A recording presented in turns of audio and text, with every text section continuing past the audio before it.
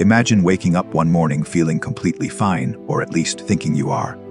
You go through your day, answer emails, sit through meetings, scroll your phone at night.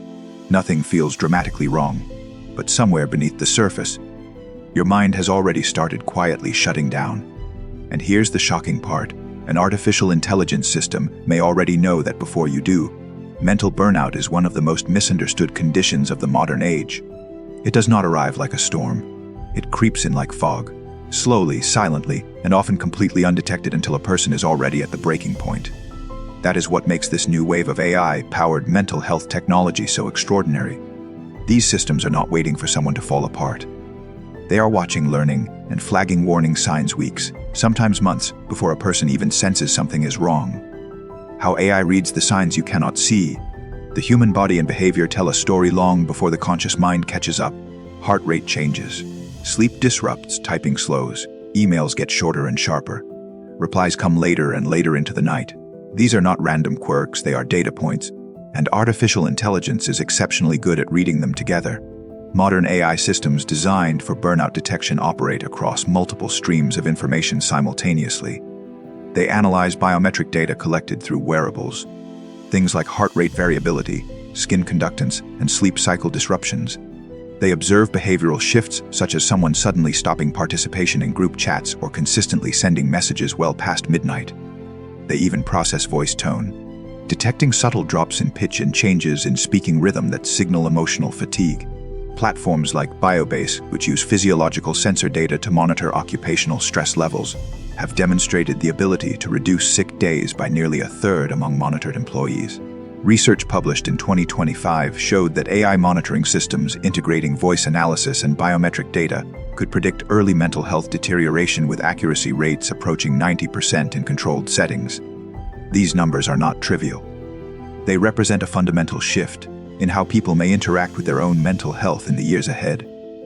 The underlying engine driving all of this is pattern recognition. Machine learning algorithms are trained on massive datasets of human behavior and physiological signals. Over time, they build a personal baseline for each individual.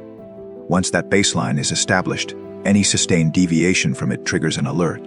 It is not unlike a car's check engine light, except instead of monitoring fuel pressure, it is monitoring a person's psychological state. Sentiment analysis tools parse the language people use in workplace messaging platforms. Natural language processing models detect shifts in tone and emotional temperature across written communication.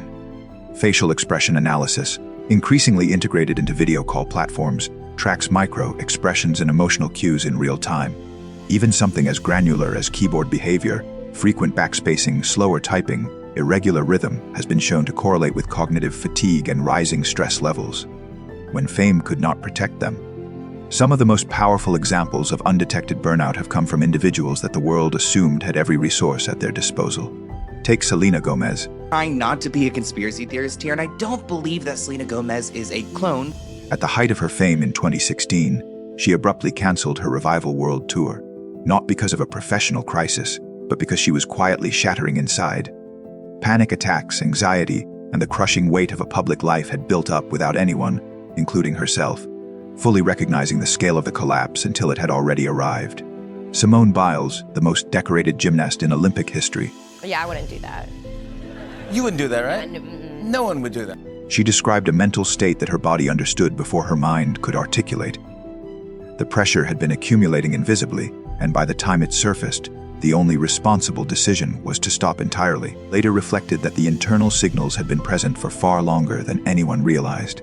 One of the most successful musical artists of all time. Bipolar II diagnosis for nearly 2 decades before speaking publicly about it in 2018. For years, the signs were present. The exhaustion, the emotional volatility, the mounting pressure, all of it was there. But without a system designed to detect and flag those patterns early, the struggle remained hidden until it had compounded into something far harder to manage. These stories matter because they illustrate a universal truth. Burnout does not discriminate. Fame, wealth, and professional success offer no immunity. What every one of these cases had in common was the absence of early detection.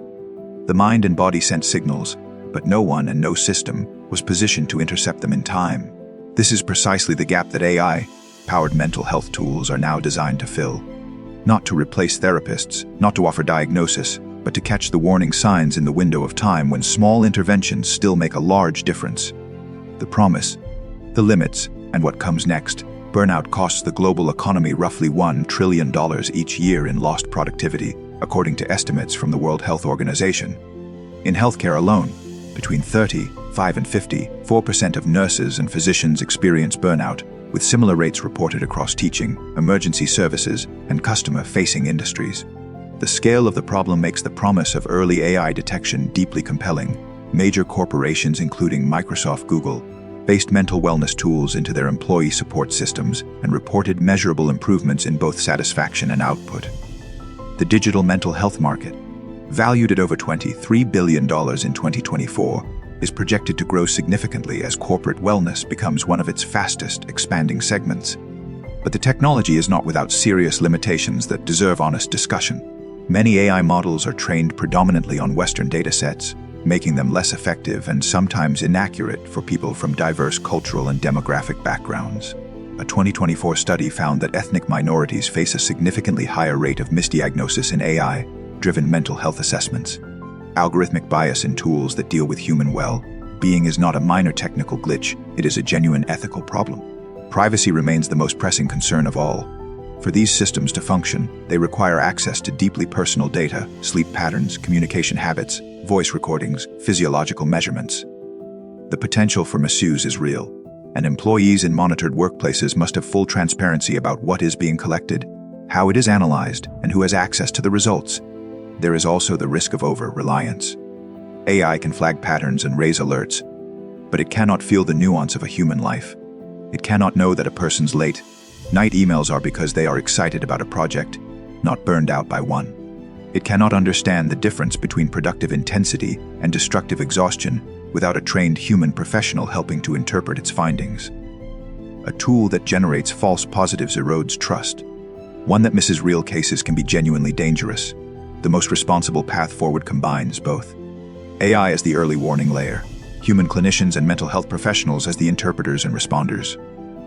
Not one replacing the other, but both working together in a system designed around human dignity and well-being. Burnout has always existed.